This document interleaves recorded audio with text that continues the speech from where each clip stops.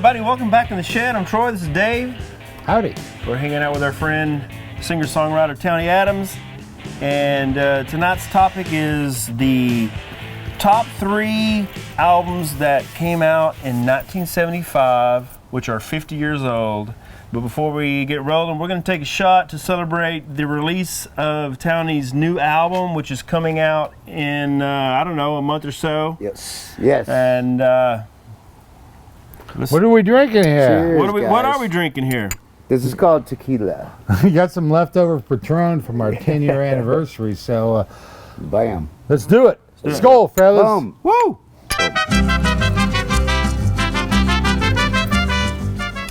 Mas tequila. Tastes like tequila. All right. So top 3 albums that are turning 50 years old this year. That means they came out in 1975. I was 4 years old when these albums came out, but it's hard to believe that so many great albums came out in 1975. Yeah, I mean, that was one of the best years for music. And picking my top 3 is like picking my favorite tooth. And it's really tough because there's so many styles of music that had these incredible albums that came out. But I'm going to keep it to the classic rock vein, just to narrow it down a bit, you know?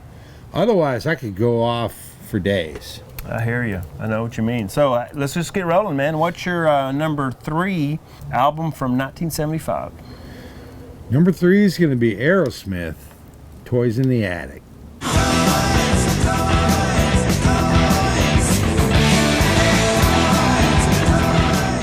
This album came out in April of 1975, and it really saw Aerosmith, you know, hitting their stride.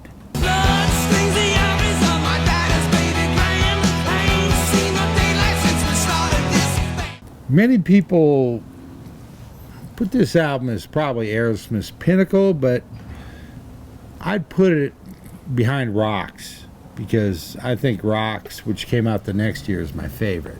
Considering that, you know, their debut album came out in 73, and Get Your Wings came out in 74, and Toys in the Attic came out in 75, it really kind of showcases how, you know, like we talk about all the time, how prolific these bands were, and their creative output was incredible, and along with many other bands. The 2 big hits off that album were, of course, Walk This Way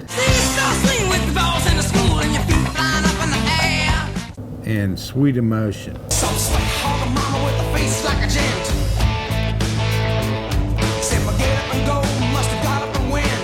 And you know, Aerosmith is really good at writing a lot of, you know, good ballads. And one of my favorite Aerosmith songs is that closing song on that album, You See Me Crying.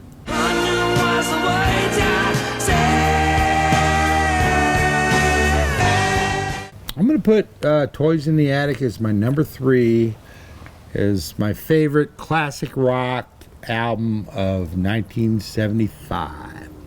That's a good pick. I had a feeling you would probably pick that album. That's why I didn't pick it. I picked an unpicked your brain. Have you ever done that before, Troy? I've done it. I mean, we do it to each other every once in a while. Yeah, we do. All right, well, my number 3 is Kiss Alive. You wanted the best and you got it. The hottest band in the land. Kiss! I'm really not surprised. So Kiss Alive was Kiss's breakthrough album. It consisted of songs from their first 3 albums that didn't do anything for Kiss. You know, it was Kiss, their first album, Dressed to Kill, and Hotter Than Hell. Sure. So, but I love that era of Kiss because they're raw and those songs are so good. But those are some of the songs from those 3 albums are on Kiss Alive.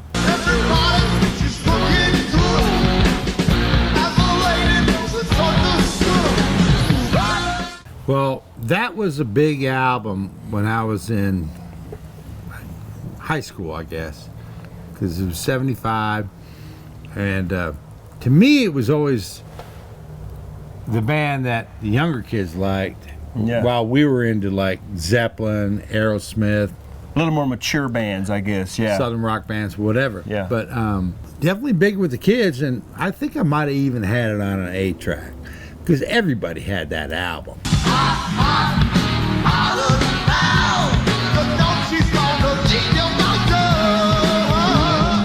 There have always been rumors that album was overdubbed. It was. And but Paul Stanley back in the day said, no, we maybe, added some guitar leads here and there, some vocals to make things sound, a little better. But in I think early 2000s, in Paul Stanley's autobiography, he sort of admitted to doing more touch-ups than he previously admitted. Well, everyone pretty much knows that album was cleaned up and touched up. And yeah. Even on that previous episode we talked about with Dick Wagner and Steve Hunter going in and cleaning up some of the Kiss songs on Destroyer. Yeah. They were pretty much known for polishing their songs up. But who cares? Well, that's sort of what they said. And so in 2003, in an episode of Ultimate Albums that came out, they admitted to overdubbing the album. This is what Paul Stanley said. What we felt was necessary was to capture the energy of the performance, not necessarily having it note for note of what actually happened. Peter Criss said, we touched up what we had to do, and I think it only made it better.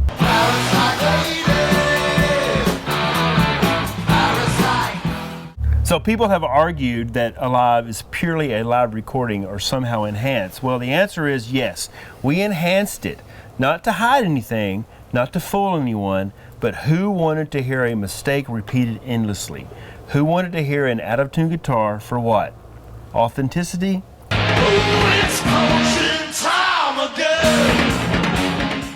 Personally, I think touching up a live album is... You can change the mix, or you can do whatever you want to bring the guitars up, Yeah.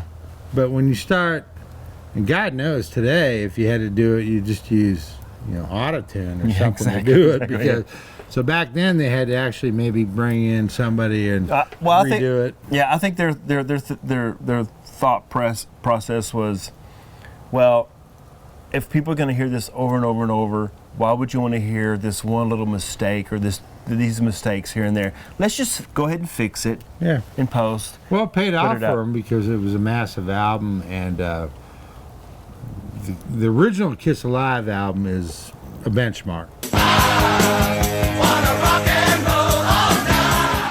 Number 2 is going to be Pink Floyd's "Wish You Were Here."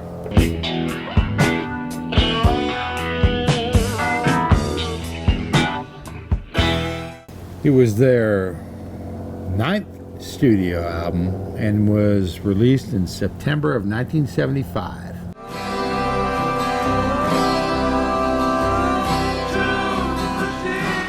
It was a follow-up to their massively popular Dark Side of the Moon album, which came out a couple years earlier.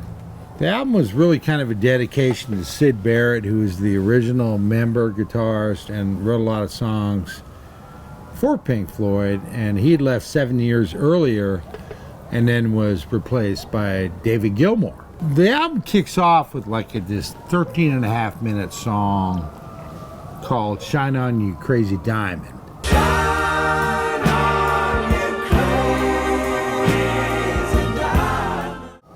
Because of the length of that song, the album only has 5 songs on the album. Wow. But it really kind of cemented them into the whole prog rock pantheon, you know what I mean? The song, "Have a Cigar" and the title track, "Wish You Were Here," are standout tracks on that album. How I wish you were here. So hard to pick top 3s from 1975, but that album really has been in my collection for a long time, and I still listen to it and I still love it, and it's probably one of my top 3 Pink Floyd albums. I had a feeling you were going to pick that too. So why didn't you unpick my brain? I unpicked your brain again. Okay. So my number 2 is very possibly your number 1. I have a feeling. It is Led Zeppelin, Physical Graffiti. Bingo.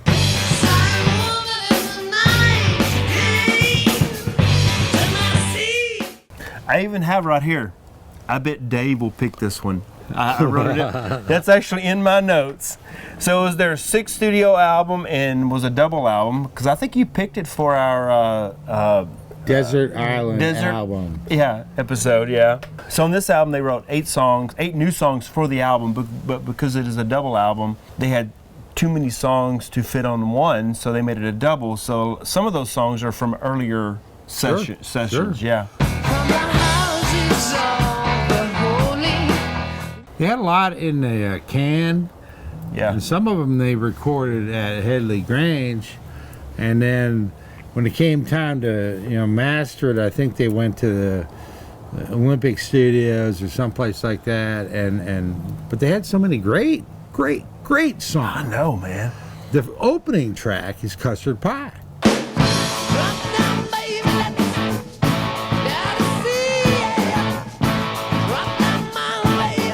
Well, I think you need to say, what's your number 1? My number 1 is Led Zeppelin, Physical Graffiti. Everybody needs a light. Ooh, yeah.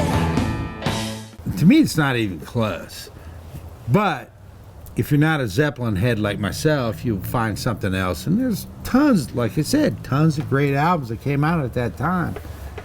But, that album had so many great songs and so many different styles. It kind of went from rock and roll, hard rock, to kind of even prog, some of the stuff, to folk.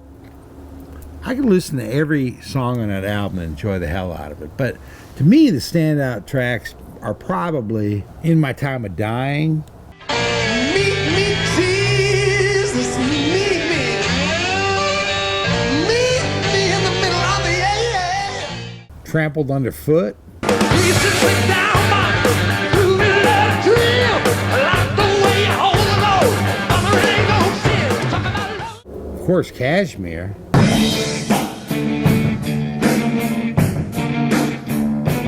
Probably my favorite Zeppelin song of all time, 10 Years Gone.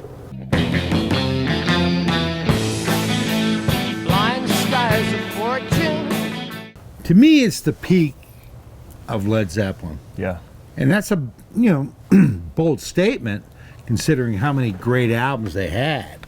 It's a masterpiece. It is a total masterpiece. Yeah. And it really, Zeppelin was one of those bands that was touring a lot. They're going on tour, and then when they came back, they went in the studio and they crafted songs and recorded songs. They went back on tour. But Physical Graffiti is obviously a tour de force. I think, in my opinion, Led Zeppelin are the Beatles of the 70s. I don't even know what that means, but I think they were from the 60s originally. I know, but most of their albums are from the 70s. Yeah. I went and saw that Becoming Led Zeppelin movie recently. I'm talking about their creativity, what they did in the 70s. It equals what the Beatles did in the 60s. That's my point. Well, they equal a lot of bands that were from the 60s, but that Becoming Led Zeppelin movie, which I just saw, really covers them from the incarnation, the beginning, up until Led Zeppelin 2. But it's a great movie, and if you're a fan of Led Zeppelin like me, it's a must-see watch. I haven't seen it yet. I need to go You see need it. to go see Yeah. it. But Led Zeppelin, Physical Graffiti, numero uno for me, big time. Like I said, it's a masterpiece. The only reason it didn't make my number 1 Is because of a band named Black Sabbath. Sabotage.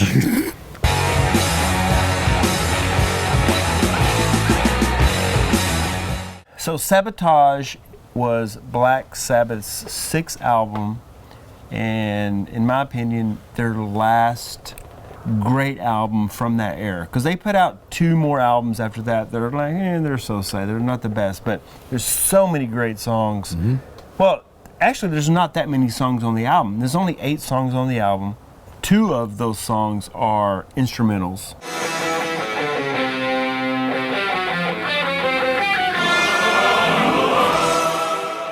So the album kicks off with the song Hole in the Sky. I'm looking through a hole in the sky. I'm seeing nowhere through. Which is a hard rockin' heavy song, and It was a pretty heavy album. Ozzy's vocals are freaking, I mean, he is wailing. Hole in the sky. Get me to heaven. There's 8 songs, 2 of them are instrumental, so it goes from Hole in the Sky to like a 49-second sort of like guitar instrumental thing.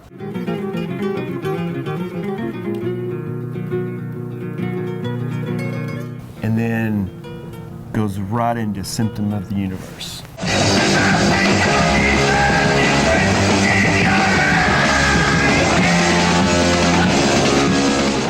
But one of my favorite songs on that album, and we've talked about it before in a previous episode, is a song called The Writ.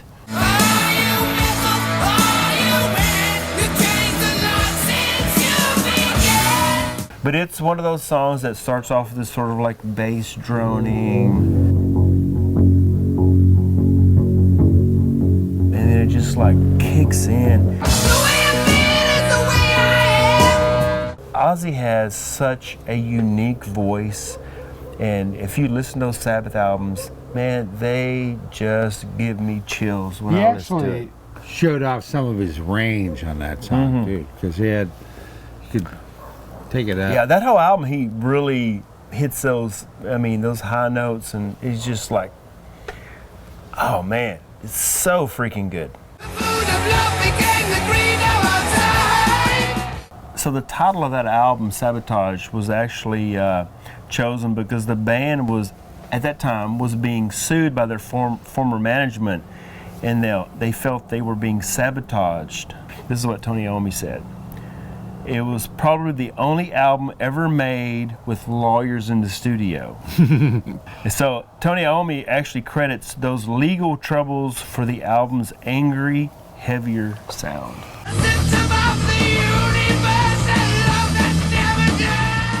Get your inspiration wherever you can get it, I suppose. I love Black Sabbath, man. I mean, they are very influential in the band that I had before, because, you know, Tony Iommi is not a shredder, and he's the riff master. He is in a riff master, in my opinion. And that's one thing that always attracted me to music was the riffs and songs. You know, I don't care about lyrics. I can give a shit about what you're saying. To me, vocals are sort of another instrument in how they sit in the mix of the song. But to me, the riff is all that matters, and there's so many great riffs off that album and off all those Black Sabbath albums back in the day. And that's I don't think Ozzy was known as writing deep, thoughtful lyrics, but well, he didn't write them anyways. Geezer wrote all the lyrics. Geezer wrote most. But they fit the bill, and Ozzy always delivered on all those great songs that they did, and he's about as iconic of a singer as you can get. Yeah. Instantly recognizable kind of guy, and so is, you know, Tony's guitar riffs. But I was not surprised one iota that you were going to go with You know what? Sabotage. And I was not surprised one iota that you were going to pick Led Zeppelin. Well, of course. Anyway, that's our top 3 albums from 1975. 50 years ago, if you can freaking believe it, that means I am over 50 years old. I'm going to keep it close to my chest. All right. So, anyways, I'm old. Troy's younger, but we're both old. Exactly. And that was, exactly. 75 was an amazing year. And next year we might do 76. But I got to really tell you, man, the 70s were my era when I was coming up and getting into rock and roll. And 75, I was definitely jam. You know what? When I was in high school, I always looked back at the 70s as probably the greatest era of music. You know, Can't there's disagree. so much great music Yeah. that came out in the 70s. I love it. I mean, yeah, it just like, you know, because I was a kid a lot, you know, when my mom, I would hear all the Eagles and Led Zeppelin and Bad Company and all these great bands that were putting out music back then. We'll never have that again, man. No. Yeah. Came and went, but we got albums and CDs and Spotify, I guess. and whatever, but I'm an old school guy. Anyways, so thanks a lot, folks. Thanks, man, for listening and checking us out in the shed. Make sure to subscribe to the channel, like this video, and we'll see you next time. Adios, amigos.